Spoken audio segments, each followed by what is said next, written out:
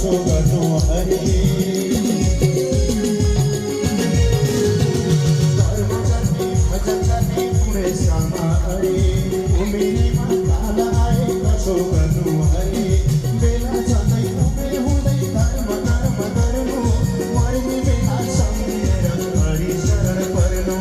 जन्मे पछि पर्छ नि मर्नलाई गाह्रो होला